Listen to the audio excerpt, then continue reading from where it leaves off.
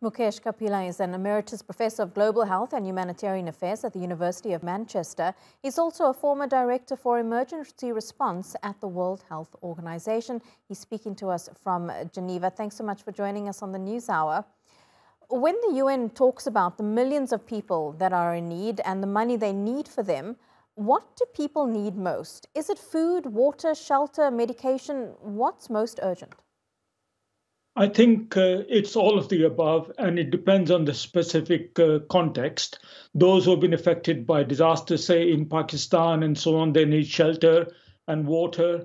Medicines are needed for those who are suffering from epidemics. And of course, food insecurity is a commonly prevalent problem in all crisis situations. And I fear that the UN appeal, which has hit record billions, is, I'm afraid, still an underestimate, because this only gives you the figures for what the UN and its partners are asking for. It doesn't cover the needs of the probably half the world's population in need, which is not met by the UN.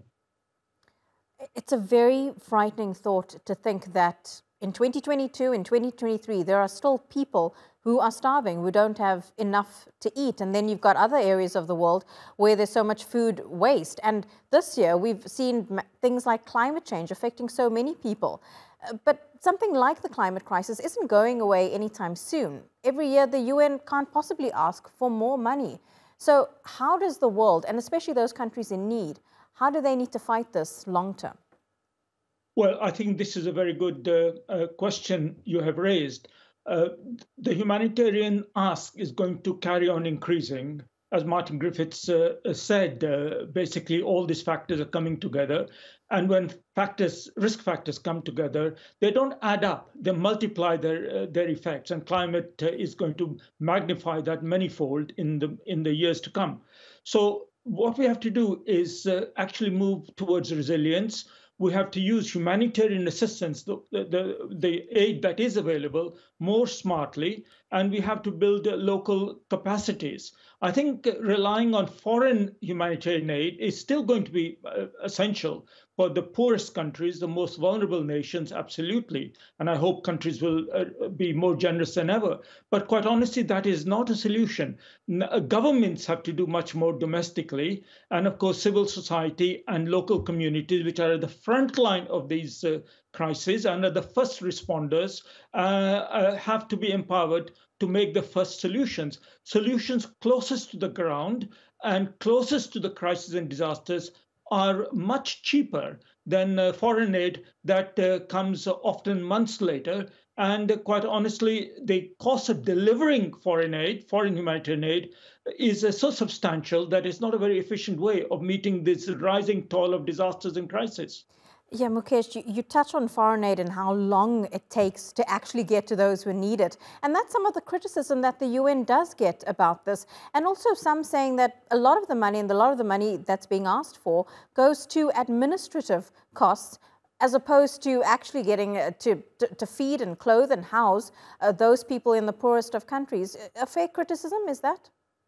I think it's a valid concern because the modern international humanitarian architecture, which relies on giant multi-billion-dollar organizations partnering with smaller organizations who then give contracts to even smaller organizations. So you can see the transaction costs along the way. So for every dollar that a donor might give in humanitarian assistance, you'd be lucky if 70% of it, and that's in the most optimistic scenarios, actually gets to the person on the ground.